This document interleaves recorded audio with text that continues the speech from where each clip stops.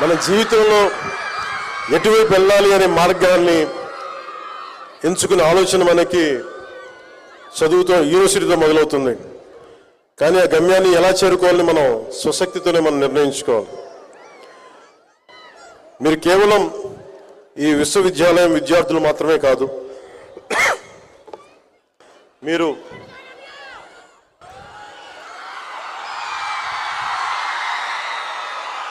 మీ చల్లని మాట చాలు వచ్చే దగ్గు ఆగిపోతుంది.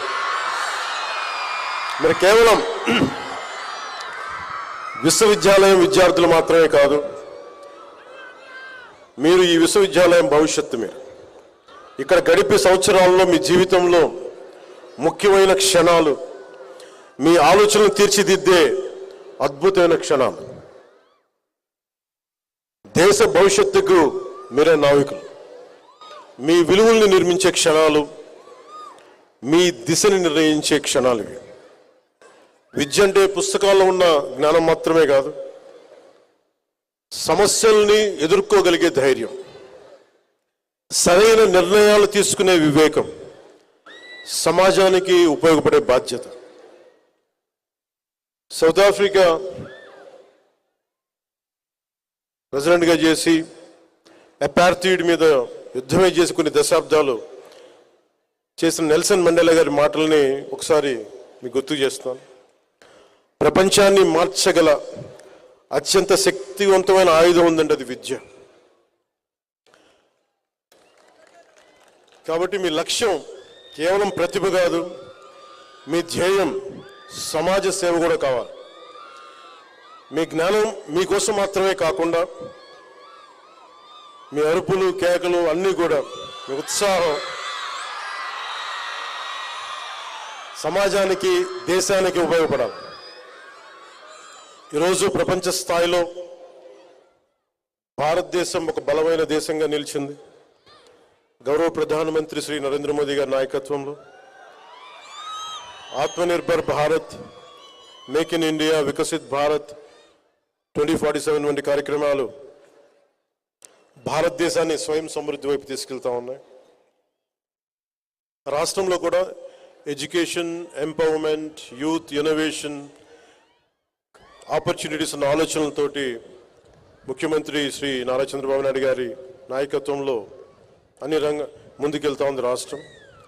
రాష్ట్రం పునర్నిర్మాణంలో యువతని భాగస్వామ్యం చేసే దిశగా ఈ రాష్ట్ర ప్రభుత్వం అడుగులు వేస్తూ ఉంది. ఈ మార్పుని సాధించగలిగేవారు, మన మధ్యలో నిలబడి ఉన్నవారు మీరే. మార్పు తీసుకొచ్చేది యువత మాత్రమే. దేశ భవిష్యత్తు, మన భవిష్యత్తుని పరిస్థితులు నిర్ణయించవు, మన ఆలోచనలు నిర్ణయిస్తాయి, మీ విలువలు నిర్ణయిస్తాయి, మీ చర్యలు నిర్ణయిస్తాయి.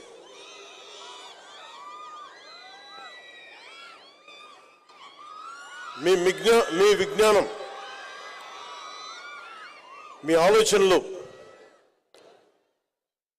ఇవన్నీ కూడా ఒక పరిష్కార మార్గాలుగా రూపాంతరం చెందాలి. మీ కృషి సమాజానికి ఉపయోగపడే అర్థవంతమైన మార్పు కావాలి.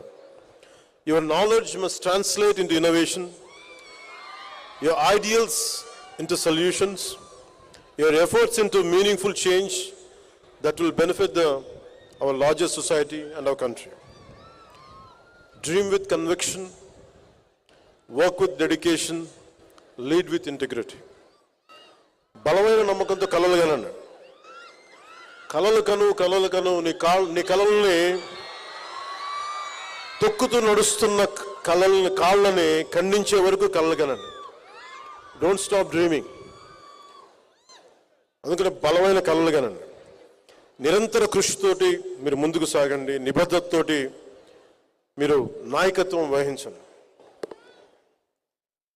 ఈ ఒక్క 4 మాటలు చెప్పి నేను ముగిస్తాను. ఇది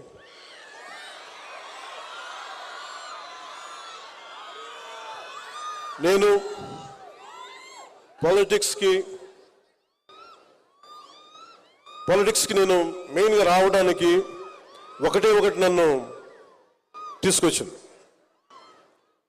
భావితరం. ఎందుకంటే చరిత్ర చదువుకుంటున్నప్పుడల్లా చాలాసార్లు నేను భగత్ సింగ్ త్యాగం గురించి చెప్తా ఉంటాను. అతని ఫిలాసఫీ కానీ, ఒక భగత్ సింగే కాదు, ఎవరో ఎంతోమంది మహానుభావులు చిన్న వయసులో చనిపోతే వాళ్ళ చావులు దేనికి వచ్చినాయి, ఎందుకు చనిపోయారు, ఏ త్యాగాల కోసం చనిపోయారు, ఒకసారి చదివినప్పుడల్లా, ఉదాహరణకి ఫ్రీడమ్ ఎట్ మిడ్ నైట్ అనే పుస్తకం చదివితే ఎందుకు దేశం